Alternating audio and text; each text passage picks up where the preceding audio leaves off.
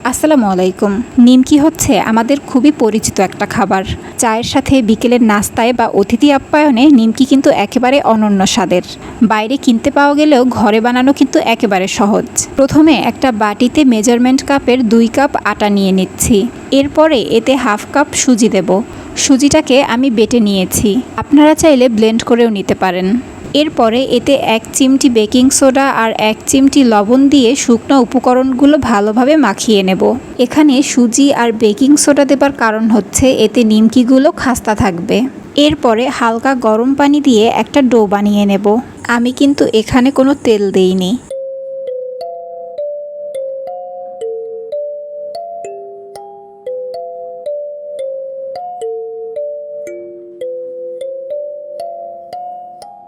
একটা ডো বানিয়ে এটাকে 30 মিনিট রেস্টে রাখতে পারেন। আমি অবশ্য 30 মিনিট অপেক্ষাও করিনি, সাথে সাথে নিমকি বানিয়ে নিয়েছি। ছোট একটা গোলা নিয়ে অল্প একটু আটা মেখে এটাকে বেলে নিচ্ছি। একেবারে পাতলাও করে ফেলবো না, আবার বেশি মোটাও রাখবো না।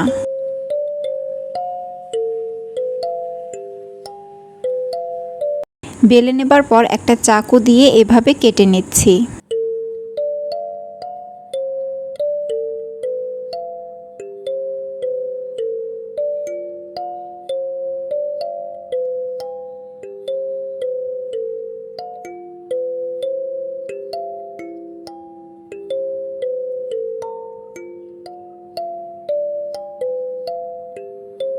চুলায় একটা কড়াই বসিয়ে তাতে তেল গরম করে ভেজে নেব।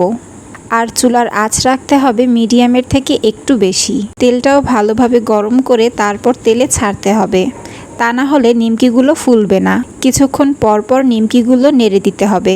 এমন হালকা বাদামি রঙের হয়ে আসলে তেল থেকে উঠিয়ে নিচ্ছি। এখন একটা বাটিতে 1 চা চামচ মরিচের গুঁড়া, 1 চা চামচ চাট মশলা আর সামান্য বিট লবণ মাখিয়ে নেব। যেহেতু আমি নিমকি বানানোর সময় শুরুতেই আটার মধ্যে লবণ দিয়েছি আর চাট মশলাতেও লবণ থাকে, এই জন্য আমি বিট লবণটাকে কম নিয়েছি। নিমকিগুলো কিন্তু একদম খাস্তা হয়েছে, সামান্য একটু চাপ দিলেই গুঁড়ি হয়ে যায়। এখন এগুলোকে হালকা গরম থাকা অবস্থায় মশলাগুলোকে মাখিয়ে নিলেই তৈরি হয়ে যাবে মজাদার মুচমুচে নিমকি। আর এই নিমকি বানানোর জন্য আমাদের কিন্তু বেশি কিছু লাগেও না। এই নিমকিগুলোকে আমি পলিথিনে বেঁধে একটা এয়ারটাইট বক্সে রেখে দেব। একসাথে বানিয়ে রেখে দিলে হুটহাট অতিথি আসুক বা বিকেলে চায়ের সাথে খুব সহজেই পরিবেশন করা যায়।